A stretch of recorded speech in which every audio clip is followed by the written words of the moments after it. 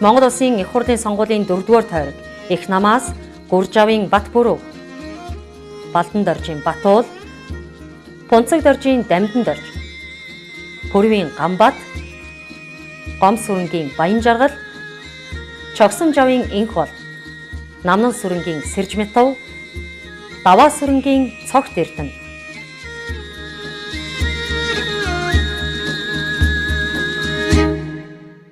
Үзэгчдийн арай амгалан айлтгая. Иргэний хөдөлгөөний намын сонгуулийн төв байгууллагаас үзэгч та бүхэндээ нэр дэвшигчтэй таниулах, энэ удаагийн сонгуульд оролцож байгаа мөрийн хөтөлбөрийн тухай зочдтойгоо ярилцж байна. Энэ удаагийн маань зочин Улсын хурлын сонгуулийн 4-р тойрог буюу Хөвсгөл, Булган, Орхон аймагт иргэний хөдөлгөөний намаас нэр дэвшиж байгаа. Залуучуудын маань төлөөлөл Даваа сүрэнгийн Цогт Эрдэнэ хүрэлцэн ирсэн байна. Амар мэндүү.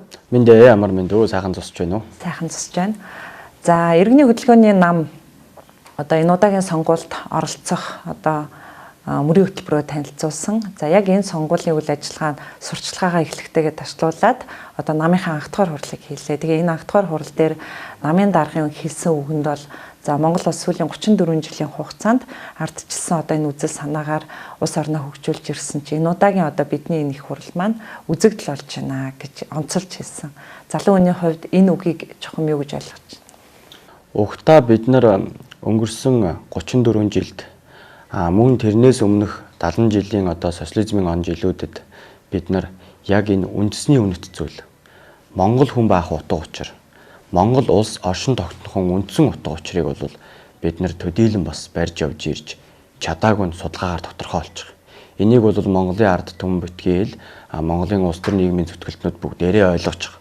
Бид 13 дугаар зууны бүтээсэн Эзэн Чингис хааныхаа их түүх цаашлаад 2000-ны өмнө дэлхийг хэмжиж бүтээгдсэн хүн гүрний их түүх эндээс бий болж ирж байгаа төрийн өв соёл мөн улсын өв соёл язгуур өв соёлуудыг бид нар яаж үндэсний хэмжээний нийгэм улс төрийн харилцаа болгодгийм бэ гэдгийг нэг талд нь гаргаж явж ирээгүй нь өөрөө манай 34 жил саяны арчилсан он хувьсгалаас хойших он жилүүдийн 34 жилийн хөгжил тэрнээс өмнөх он жилүүдийн хөгжил дээр Монголын засгийн газар байна уу, Монголын улс төр байна уу өөрөө авж яваагүй зүйлийг бид нар саяны их хурлаар гаргаад тавьчихж байгаа.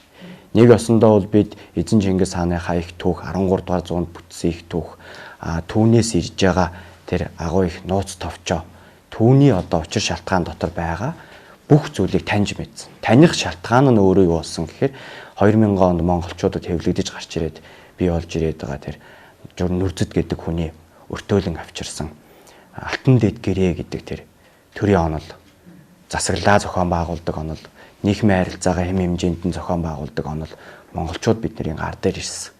Энийг бид нэр 2007 оноос хойш үндсэндээ өнөөдрийг хүртэл 20 жилийн хугацаанд судалж, шинжилж, түүнийг ойлгож манай эцэг өвгөд дэлхийн дайдыг хэмжихдээ үнэхээр төрөө байгуулж чадчихсан юм байна. Засаглалын бүтцээ маш зүү зүүтэйгээр одоогийн бидний ярьж байгаа авилга хээл ахуул талцал хэрэлдээн зодолтон гэдэг ийм юм ерөөсөө огт байхгүйгээр төвшин тийм засаглалын системийг авчирч чадсан юм байна. Дээрээс нь ахмад хүмүүсээ залуучууд нь хүндэлж чаддаг.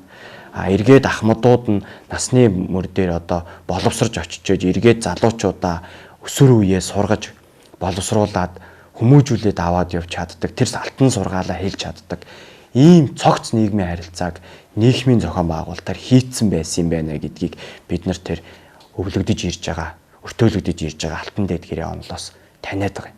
Энэ таньсан зүйлээр бид нар өнөөдөр нийгмийн эдийн засгийн харилцаа, улс төр зохион байгуулалтын харилцаа бүх ард түмний эвлэлдэн нэгдэх үнэт зүйл юм байна гэдгийг төр ёсны өв соёлоор дамжуулан бид саяны 6 сарын 12-ны чуулган дээр танилцуулж байгаа.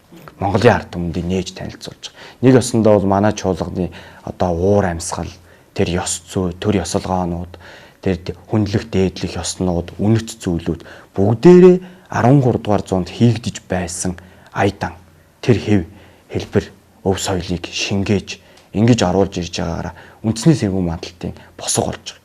Тийм учраас энэ бол үзэгдэл юм байна гэж хэлэгдэж байгаа. Нэг талаасаа, нөгөө талаасаа залуучууд бид нар өөрсдөө их сайн их орондоо хайртай баймаар байгаа. Их хайртай байх шалтгаан нь би монгол хүн байна. Би залуу хүн байна. Энэ ахмадууд үе өнгөрөөччээ гэж би биний лугаа турхирч хашгирдаг биш. үнэт зүйл тэр эцэг өвгдийн бүтээж ирсэн зам мөр дотор яаж оршин тогтноод байгаа юм бэ? Яаж байгаад байгаа юм бэ гэдгийг судалдаг, шинжилдэг, түүний араас чихээ нээдэг, нүдээ нээдэг тийм ээ. Тэгээд тэр эцэг өвгдийнхаа үнэт зүйлийг хүлээн зөвшөөрдөг. Тэгжээж биднэр дээр ирэх улсыг бид чааш нь авч явах юм байна гэдгийг ухамсарлах ёстой. Түүнээс биш өнгөрснөө үгүй хийчихэд өнгөрсөнд бол юм байсангүй. Шал дэмий юм боллоо. Одоо энэ улс төр өдөртөж байгаа ахмадууд энэ үеэ өнгөрөөцсөн хүмүүс алга болоод өгөөсэй. Тэгвэл бид хөгжүүлчих энэ төр гэж ярих юм бол энэ өөрөө зүгээр л одоо бие биений лугаа өдөө хатгсан турхирсан үзэгдэл болохоос биш шинжлэх ухаанч суур харилцаа биш болчихж байна. Тэгвэл бид үнэт зүйлээ ойлгож үнэт зүйл гэдгийг бол бүх л хүн ярьж байгаа. Гэхдээ үнэт зүйл хаана байдгийг гэхээр эцэг өвгдийн бүтээсэн үүх дүүхийн гавьяа алдарсууд тэрнээс ирж байгаа онож олсон ололт амжилт болсон онлын танин мэдхүүд дотроо үнэт зүйл нэвчин гэсэн байдаг. Түүнээс бид Монгол хүн шүү дээ битгээл ганцхан хэлээд үнэт зүйл тогтоогчдөг юм бол биш юм байна гэдгийг залуу хүний төлөөллийн хувьд бол маш сайн ойлгож энэ баг хамтолонтой уулзраад байгаа юм. Тэгээд учирсан учир шалтгаан маань бол 8 жилийн нүүр үзэж байна энэ байгууллагатай уулзраад. Тэгээд 8 жил энэ байгууллагын энэ шинжлэх ухаанч явж байгаа ах нарт дотроо энэ ихчнэр дотроо бид нар энэ мэрэгчлэлтэнгүүд дотор би 8 жил оршин тогтнохтой бол энэ дотор ажиллаж амьдрахтаа ийм л зүйлийг ойлгосон. Үнэхээр бид нар суураараа мэдлэгтэй, суураараа хүндлэлтэй, төр ёстой, ёс зүйтэй, ёс суртахуунтай бид нар байж иж төрийн хүн болж бэлтгэж очих хэрэгтэй юм байна гэдгийг л биднэрт одоо манай намын үүх түүх бидний үйл хэрэг өөрөө эхнээсээ ойлгуулж байгаа. Бид бол шинжлэх ухааны суур байгууллагын одоо фундамент дээр намын систем рүү орж ирж байгаагаар маш онцлог шүү дээ. Үндэсний үзэл санаа, үндэсний дархлаа гэдэг зүйлийг одоо энэ 34 жилийн хугацаанд яриаггүй ярьсан л да. Энэ маань өөрөө яг нөгөө таны саяны хэлдгээр одоо үндэс суурьтай онолтоогоор ингэж явж байгаа учраас өнөөдөр ингэж яг мөн чанараараа хэрэгжинэ гэж байна. Яг энэ сэдвээр өмнөх хугацаанд ярьсан хүмүүс маань магадгүй хэлбэрийн хувьд илүү одоо агуулга орхигдоод ярьсан учраас л одоо сөрөг дархлаа бий болцсон байна гэж бодож шүү дээ. Одоо за дээл хувцаараа гойсон би үндэстэн би энэ үндэсний үзэл санааг ярихаар чихний хажуугаар өнгөрөөдөг болцсон энэ үг бол үнэн л дээ. Тэгэхээр энэ дээр л гол ялгаа нь оршоод байна тийм үү? Ер нь бол үндэсний танин мэдхүйн шинжлэх ухаан гэж зайлшгүй оршин тогтнох ёстой юм байна лээ. Дараа нь нийтлэг танин мэдхүйн шинжлэх ухаан гэж хүн төрөлхтний олон улсын харилцаан дээр оршин тогтнох ёстой юм байна лээ. Энийг бид нар энэ эцэг өвгдийн суур гүн ухаанаас ойлгоод байгаа. Үндэсний танин мэдхүйн шинжлэх ухаан буюу тэр үндэстэн оршин тогтнодог шинжлэх ухаан нь өөрөө бид бүгдийн таньж, минийж бүх ард түмний үндэс угсааг бий болгож байгаа тэр түүх. Тэр дотор 3 зүйл яригдчих байгаа. Мөн чанар, амин чанар, шинж чанар гэж 3 зүйл яригдчих. Тэгэхээр бид нар яах нь өнөөдрийн хүртэл яриаггүй биш ярьсан тийм ээ. Гэхдээ ярьсан ч гэлээ шинж чанар, бүр магадгүй шинж хэлбэр гадна талыг барьж яриад байна тийм ээ. Угтаа бол цааталт нь харилцааны үндсэн чанар болж байгаа амин чанар байна. Бид яг энэ шинж чанарынхаа хэлбэр айданг хаанаас бий болгосон юм бэ гэдэг мөн чанар руу орох хэрэгтэй. Бүр эхлээд мөн чанар гэдэг зүйлийг бид ойлгох хэрэгтэй юм байна лээ. Дараа нь амин чанар гэдэг зүйлийг ойлгох хэрэгтэй юм байна лээ. Дараа нь шинж чанар гэдэг зүйл дээр хэрэгжүүлэх хэрэгтэй юм байна лээ. Ийм шатлсан одоо гүн ухааны чанарууд илэрхийлэгдэж байхад бид нар тэр мөн чанар гэдэг бидний үндсийн үндэст юу байгаа юм бэ гэдгийг л их сайн ойлгочих юм бол дараа нь түүгээрээ бид нар угаасаа харилцаад эхэлдэг. Өөрөө ирэхгүй харилцаад эхэлдэг. Тэр хүн цамцаа өмссөн байна уу? Дээлээ өмссөн байна уу, тийм ээ? Эсвэл төрүүтэй гутлаа өмссөн байна уу? Пүүзээ өмссөн байна уу гэдгээс үл хамааран бид нар өв соёлын мөн чанар, үндэсний үнэт зүйлийнхээ мөн чанарыг ойлгочвол угаасаа харилцаад эхлэн тэргээр. Тэр үнэт зүйлээр харилцаад эхэлнэ. Энэ үнэт зүйлээр харилцаад эхлэхээр хүн угаасаа л хүссэн ч хүсээгүй л дээлээ өмсчих юм байна. Төр ёсоо дээдлэх юм байна. Бие бинийгаа таа гэд дуудах юм байна. Амар мэндүү гэд мэдлэх юм байна гэдэг чинь бол дандаа шинж чанарууд шүү дээ. Дандаа шинж чанарууд. Энэ бол мөн чанарыг ойлгосны дараа гарч ирдэг зүйл байх гэдэг. Уулна. Гэтэл бид нар дээлээ өмсчихөр сайхан болчих юм байна. Морио унчвал сайхан болчих юм байна. Гээл тийм ээ. Эсвэл одоо юу гэдэг өөр 93 наадмаа сайхан хийчихдэг бол гоё болчих юм байна гэд ингээд ахаар хэтэрхий хэлбэр шинж байдлыг бид нар барьж явсан байна гэж тодорхойлогдоод байгаа. Гэтэ энд нэг тодорхой зүйл яригдж байгаа. Бид бол их том зүйл ярьж байна. Төр ёсны өв соёл, засаглалын зохион байгуулалт, нийгмийн харилцааны систем тогтолцоо бид ярьж байна. Манай намынхан тэр чигээр. Энэ бүхнийг хувь цогт эрдний хувь намын удирдлагуудын толгойд бий болсон эсвэл амьдралын туршлагаараа олсон зүйлийг бид нар гаргаж ирж яриад байгаа юм биш байхгүй юу? Хэрвээ миний одоо амьдрсан туршлагаар амьдрал хэмжигдэнэ гэвэл угтаа тийм боломж байхгүй шүү дээ. Таны амьдрал миний амьдралаар хэмжигдэх боломж байхгүй. Миний үзэл тууснаар хэмжигдэх боломж байхгүй. Та бидний амьдрал, таны ч амьдрал, миний ч амьдрал, бүх ард түмний амьдрал эцэг өвгдийнхөө зам мөрөөр түүхэн үнэт зүйлээр миний Монголын газар нутаг дээр оршин тогтнодсон оюун санаат хүний 950 мянган жилийн үүх түүхийн явцад олдсон тэр оюуны ололт амжилтаар та бид нэр хэмжигдэх ёстой юм байна гэдэг хэмжигдэхүүнийг л бид гаргаж ирж тавиад байгаа. Энэ удаагийн сонгуулиар. Ер нь нийгэмд бид нар энээс хойш маш хурдтайгаар энэ одоо үнэт зүйлийн мөн чанарыг гаргаж тавихаар үе шаттайгаар ажиллаж ийн гэсэн үг. Энэ удаагийн сонгуульд оролцож байгаа нам болгоны нэр дэвшигч нар тойрогтой иргэд сонгогчдоо одоо мөрийн хөтөлбөрөөр таниулан явж байгаа. Та бүхний хувьд бол одоо засаглалын хэмжээний онлын түвшинд ярьж байна. Бусад намууд маань болохоор одоо замыг бариад өгнө гэдэг ингээ бодиттой зүйл. Сонгогчид энэ дээр яаж хандах хэвээр та бүхэн юу хүсэж байна? Ер нь эхлээд бол онол байх хэрэгтэй юм байна лээ. Онлоос тогтолцоо систем бий болох хэрэгтэй. Гаднаас олохгүй онолыг.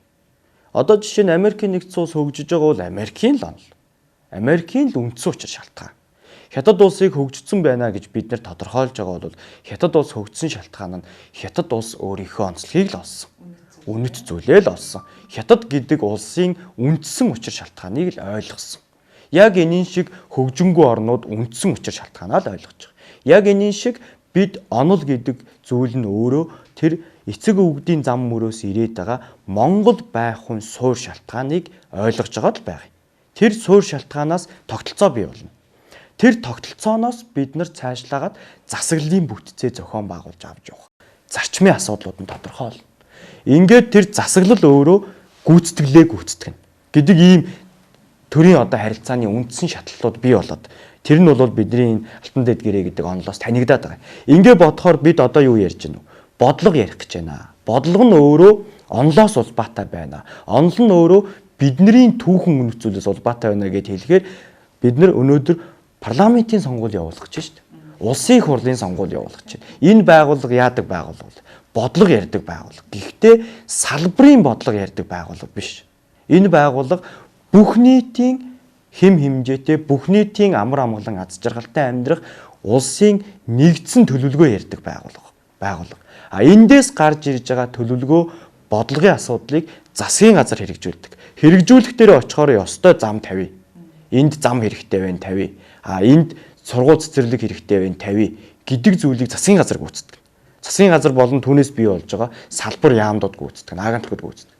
Ийм юм байж хат бид нар өнөөдөр засгийн газрын одоо сонгуул явуулаагүй шүү дээ. Бид өнөөдөр улсын хурлын сонгуул явуулж байна. Тийм учраас энд бодлого ярьж очих хэрэгтэй юм байна гэдгийг нэг номерт одоо Монголын ард түмэндээ бол ойлгож, салгаж хараасай, залуучууд нь хараасай гэж ялгаж хараасай гэдгийг хэлмээр байгаа. Хоёрдугаарт бид нар 127 жилийн төлөвлөгөө хийцэн гэж манай нам бол хэлж гарч ирж байгаа. 127 жилийн төлөвлөгөөнөөс 13 жил дотор нь бид нар Монгол хүнд ноогдох дотоодын нийт бүтээгдэхүүнийхээ өртгөөр дэлхийд тэргүүлсэн байх бололцоотой эдийн засгийн тооцоол болон төр ёс зүйн харилцааны тооцооллыг бид нар хийчихэд байна. Энэ нь юу хэлээд байгаа юм гэхээр бид нар төлөвлөгөөн дотроо суулгахдаа тэнд цэцэрлэг хэрэгтэй, тэнд сургууль хэрэгтэй, тэр 21 аймагт эко хотын төлөвлөлт хэрэгтэй, энд бизнес эрх зүйн орчин дээр ийм аж үйлдвэр хэрэгтэй гэдгийг бид бүгдийн систем тогтолцооныхын хувьд нэг ширхэгч хадаасыг нь үлдээхгүйгээр тооцсон байгаа. Гэхдээ энийг хэрэгжүүлэхийн тулд бодлого нь удирдлага болд юм а гэдгийг өнөөдрийн улс төрд бид нар улс төрчид болон бусад намынханд бүх ард түмэнд бас нэг талаасаа хүрэх гэж зорж ийн гэсэн үг энэ удаагийн сонгуулиар. Энийг л хүрэх юмсан гэж бас давхар зорж байгаа гэж хэлэх. За баярлалаа. Та хоёрт тоногдсон хугацаа өндөрлөж байна. Тэгээд амжилт хүсье. Баярлалаа. Та бүхэн ч гэсэн ажлын амжилт хүсье. За баярлалаа. Тэнгэр сонголт, хаан сонголт, мөнх сонголт, Монгол сонголт.